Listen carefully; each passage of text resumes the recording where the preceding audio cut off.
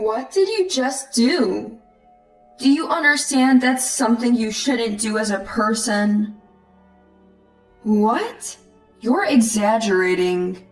Mom, you and my sister are just as responsible. Didn't you guys even check? Ugh, I can't handle this. We're going to the hospital. I'll call a cab. Just wait. Matthew's voice was so loud it drowned out the arguing between his mother Olivia and sister Ava. Finally, I felt a little bit of relief knowing my husband was concerned for me. I was then whisked away to the hospital by cab. After receiving treatment and coming home, I was shocked to find the house in complete chaos. My name is Sarah, and I'm 28 years old. I've been married to Matthew for almost 2 years now. We built a house on a plot of land given to us by Matthew's parents, who live nearby. We spend more time with them and Matthew's sister Chloe's family, who also lives close by, than with my own parents. The relationships have been good. My friends often say they can't believe how well we all get along. My family always pesters us about wanting to see the grandkids. I'm so jealous of you, Sarah. Thankfully, they don't pressure us about kids. They respect our decisions. We all keep a good distance, you know? Oh, right. Matthew has 2 sisters, doesn't he? What's the deal with Ava, who married into that rich landowning family? Sister-in-law refers to Matthew's older and younger sisters. Both my sister-in-law Chloe and I are married and have moved out of our parents' homes. Chloe lives in a nearby town, and we often hang out as families. On the other hand, I hardly know my other sister-in-law, Ava. She rarely visits her parents' home, and the only time I met her was at my wedding. From what I've heard, Ava married into a well-known local family and is living a wealthy life.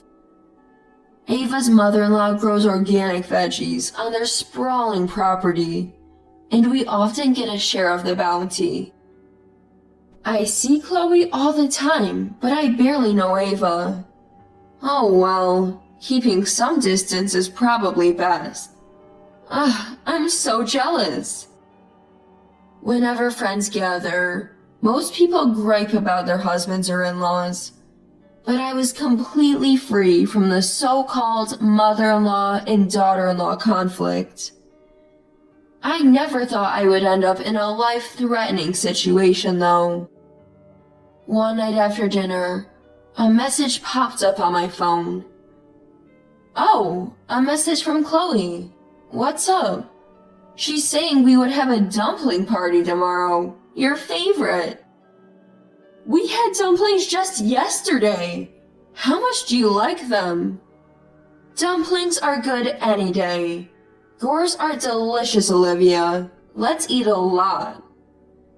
I'm grateful to Matthew's family for always inviting us over for meals.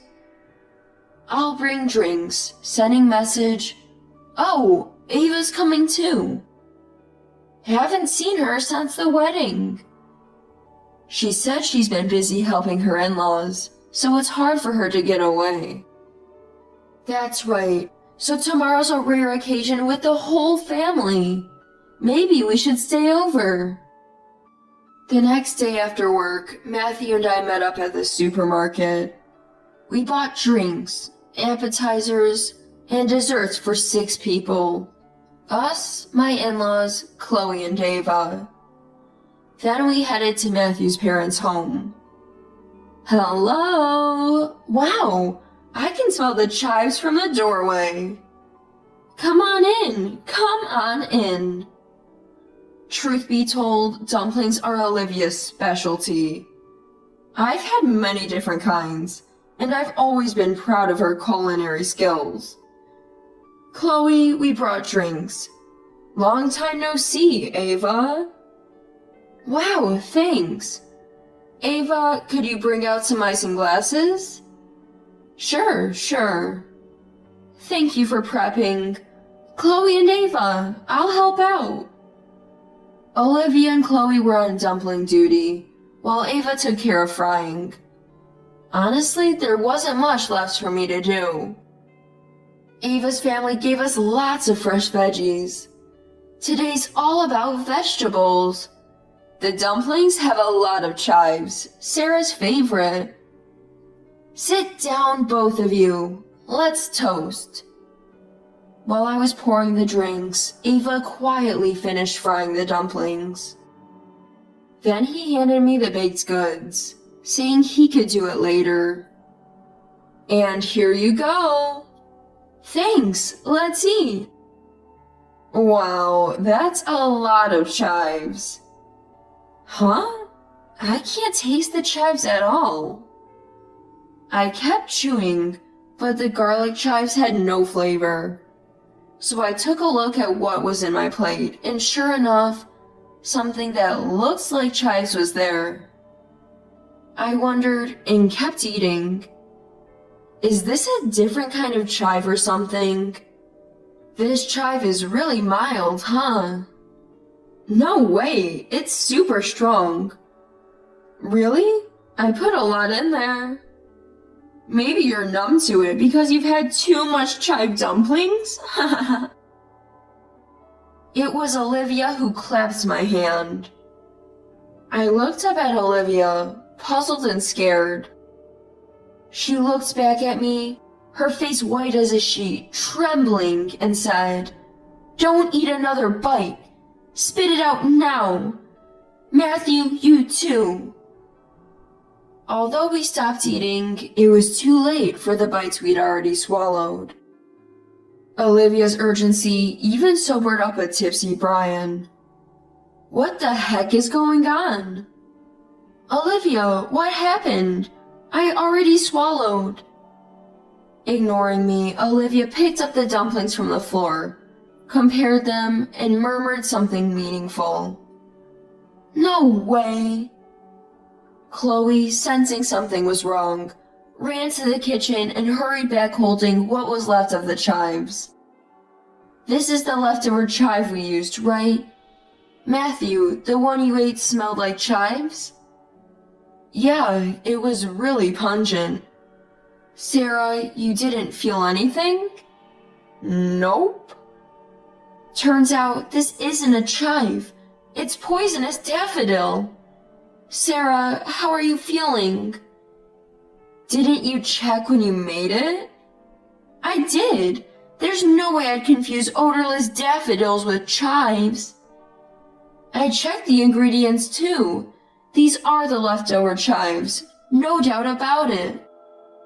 To my horror, what I had eaten was not chives, but poisonous daffodils. Daffodils often grow alongside chives and look very similar, especially when they're not flowering. Actually, Chloe is a professional nutritionist and chef. She knows all about food poisoning and would never mistake the two. Why would there be daffodils? Ugh.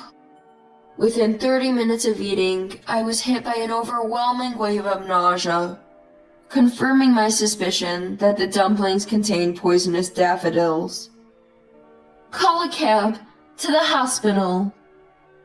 We hailed a cab and headed for the hospital, thinking that Matthew may have also consumed the poisonous dumplings. While I kept vomiting, Matthew showed no symptoms.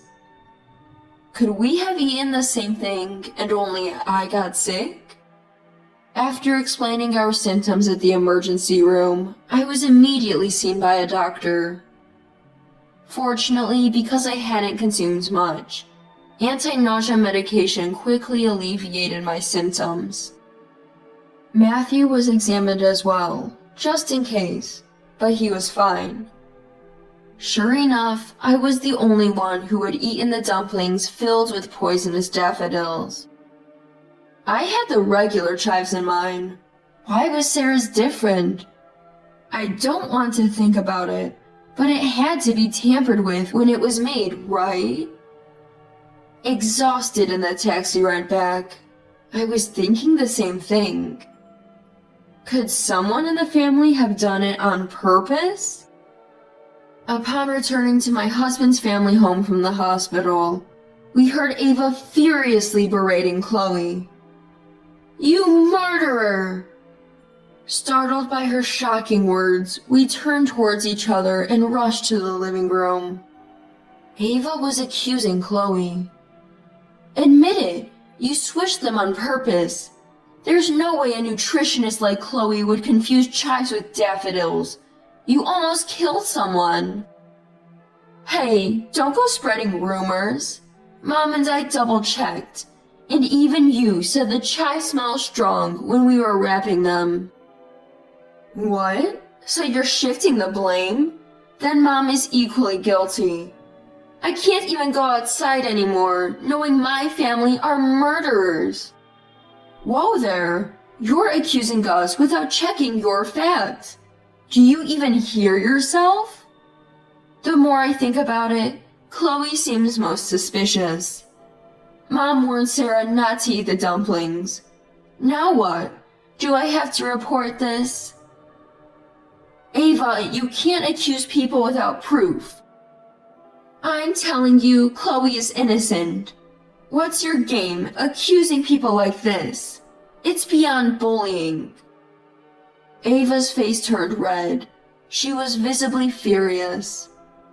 But it seems like Ava wasn't defending me.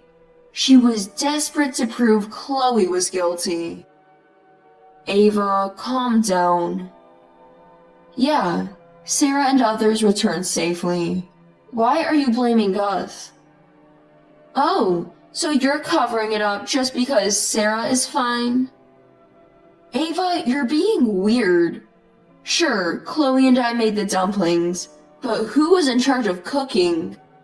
Sarah, which ones did you choose to eat?" Well, while Brian and Matthew were toasting, I had what Ava served me." "Who took on the role of cooking because they weren't good at wrapping? That was you, Ava, wasn't it?" "Come to think of it, you gave Sarah the dumplings from the plate, not the hot griddle, right?" "Yeah, I'm not good with hot food, so I tried to eat the one in front of Sarah that had cooled down a bit." "Ava, you stopped me, saying it was for Sarah. Was there a reason for that?"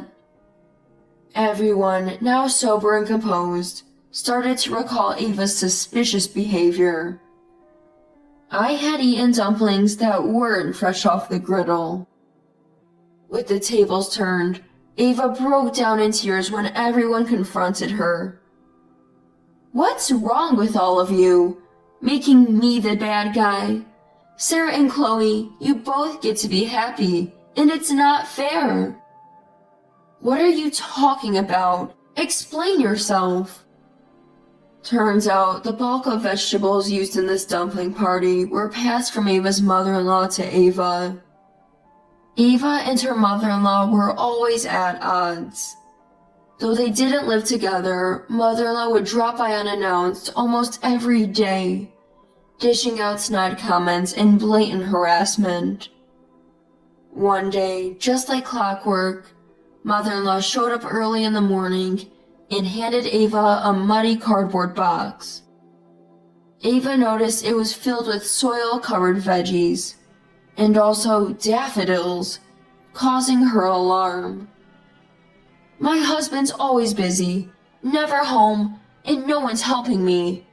I'm struggling every day, while Chloe and Sarah live without any problems. It's unfair." I was speechless as a teary-eyed Ava painted herself as the victim. "My mom is planning a dumpling party featuring Sarah's favorite dumplings. It's like everyone treasures Sarah, and it's not fair." Ava was frustrated that while she struggled, I built good relationships effortlessly with Olivia, Brian, and Chloe. Fueled by resentment, she aimed her anger at me. Then, taking advantage of the upcoming dumpling party, she sneakily prepared daffodil stuffed dumplings. Volunteering to cook, she timed it perfectly to serve me the tainted dumplings. Unbelievable! If something happened to Sarah and my unborn baby, that would be murder. Yes, I was pregnant at the time.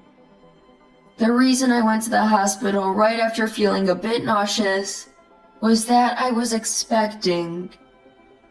I didn't know you were pregnant. If you only felt a bit nauseous, you won't miscarry. Get out! How dare you not apologize after doing something so horrific? Never come back. What? Whatever. I don't care about any of you anyway. Goodbye. Fast forward 1 month. After the poisonous dumpling fiasco, my unborn baby is doing fine, and I frequently receive caring messages from Olivia and Chloe. As for Ava, her husband was livid after confirming she had intentionally served the poisoned dumplings. When told by Olivia that Ava was stressed from mother-in-law's harassment, he was even more furious. Ava's husband, who learned from Olivia that Ava was stressed from harassment by her mother-in-law, was apparently even more infuriated. According to Ava, the claims that her mother-in-law bullies her and that her husband doesn't protect her are just lies she makes up to play the victim. In reality, they seem to maintain a reasonable distance from each other. In other words, Ava's actions were solely driven by her disliking me. Ava had been spinning lies to her mom friends and other acquaintances to suit her own agenda. When faced with divorce, she had no one to turn to and ended up moving back to her parents' house alone. Brian, appalled by Ava's inexcusable behavior and lack of apology, kicked her out at least once. However, Olivia brought her back home due to concerns about leaving someone who could serve poisoned food to others unchecked. They're in the process of re-educating her from scratch. Due to her repeated lies, Ava has lost trust from both family and friends. Now a recluse, she has aged dramatically. Despite her lonely and isolated life, she still posts online blaming me for everything. Chloe found out that she's living without even a mobile phone now. There's no way we're letting our child meet a woman who still refuses to reflect on her actions.